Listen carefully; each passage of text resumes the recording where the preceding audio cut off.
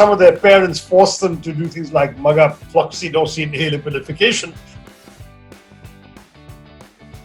Hello, I'm Shashi Tharoor. I'm delighted to be speaking to you all on Tweak India. We're going to be chatting about the English language, unusual words, and my new book, Tharoorosaurus. The fact that you're proficient in English shows something about your life and the opportunities you have had or seized. Whereas there may be other people as educated and perhaps more intelligent than you who are fluent in an Indian language and not in English. The advantage that English provides and the reason some people have that advantage, they both link to the same thing. It's a more cosmopolitan language. It's a big city urban language in the first place. And therefore, it's a transferable language. But that doesn't make one better than the other or superior to the other in any way. And I would stress that, in fact, the true accomplishment in India would be genuine multilingualism.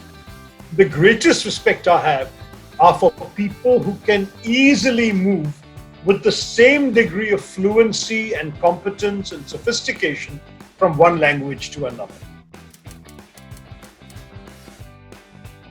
First of all, millennial vocabulary, the internet acronyms they use and the millennial slang. I think where I'm frequently zapping WhatsApps to my sons is, what is AFAIK? Apparently it means as far as I know, right? I mean, you probably know this, you look young enough. For me, I have no idea why one must say that. Or somebody tells me, YSK. What's YSK? You should know. So that kind of stuff completely throws me. I don't think in acronyms or abbreviations. Even though it's a great Indian trait, right? I mean, I went to college in Delhi and every place had an acronym. Connaught Place was CP. Are you going to CP? No one said, are you going to Connaught Place? Chittaranjan Da, he becomes CR. MG Road in every city in India. No one says Mahatma Gandhi Road. I have to end my experience with them saying TIL. Today I learned.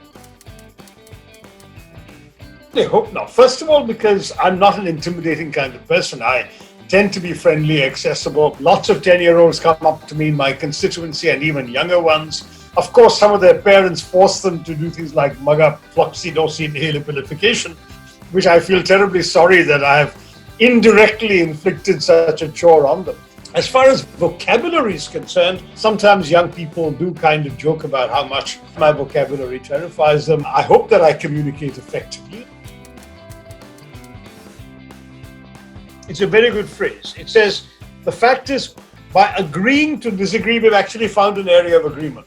And that agreement is that we will disagree on this, but we'll go on talking about others. I'm not what they call a grammar Nazi. In fact, I was pointing out in the book that if you look at something like apostrophe at the end of the S for, like namely Jesus' disciples, some people write JESUS apostrophe and no further S. Some people write JESUS apostrophe S, etc. I think there's no point being a purist. So I must say that when Sainsbury's keeps the apostrophe and Harrods drops it, I'm surprised that the so-called posh store is the one that's actually being ungrammatical. But there's a whole debate about apostrophes that I describe in the book. If you like this video, like would be appreciate, share would probably partake, and subscribe would be actually shorter words like sign up to Tweak India.